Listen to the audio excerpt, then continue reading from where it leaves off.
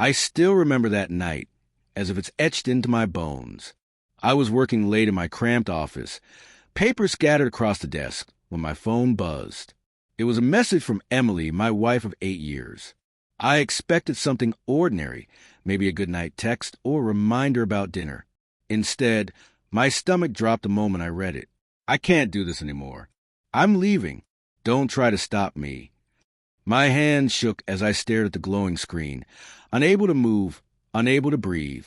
In a few cold sentences, the life I thought I knew, our love, our trust, our future, crumbled into nothing.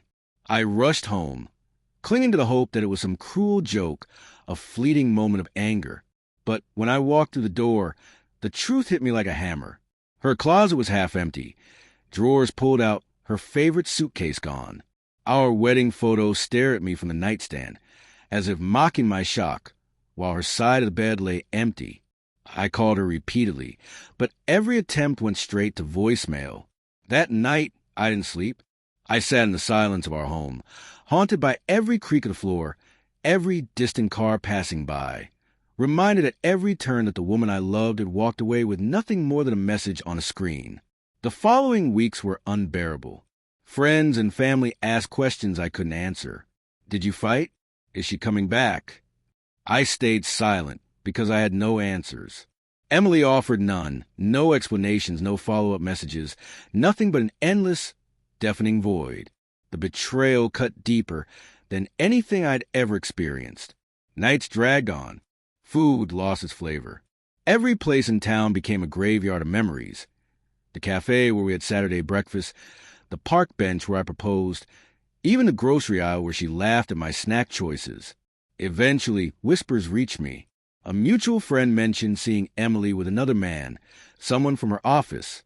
The puzzle pieces clicked into place. She hadn't left because she was unhappy. She had left because she thought she'd found something better. That realization stung worse than her words ever could. I had been loyal, faithful, and blind to the signs. While I planned vacations and saved for our future, she was planning her escape. Foolishness turned to anger, but heartbreak was still the foundation.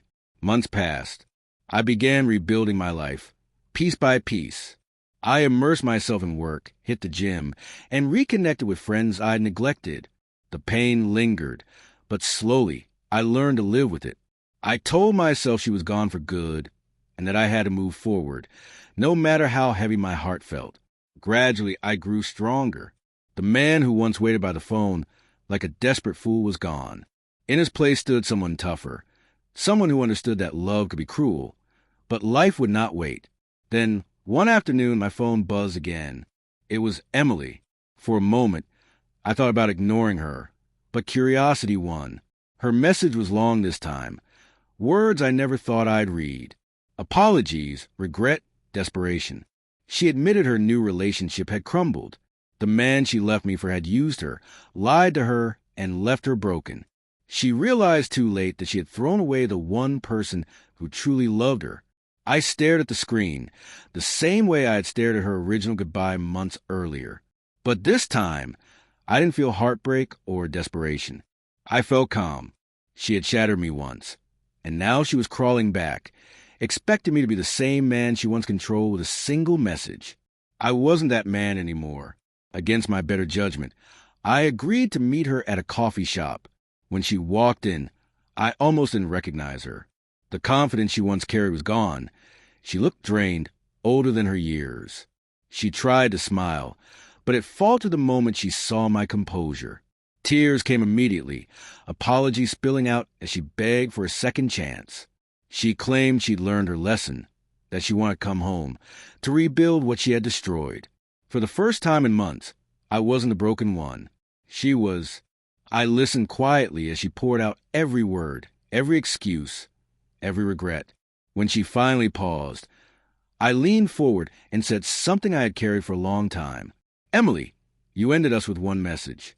Do you really think another will undo all of that? Her tears fell harder, but I didn't flinch. Forgiveness isn't the same as reconciliation, I told her. Trust, once broken, doesn't magically heal. She wanted me to carry her pain, to fix her mistakes. But I was no longer her safety net. When I walked out of that cafe, I felt lighter than I had in years. She was left at the table, crying over the closure she had long denied me, the same way I once cried over her message. But this time, the power was mine. She had gambled everything for a fleeting thrill and lost it all. I didn't need revenge. I didn't need her apology.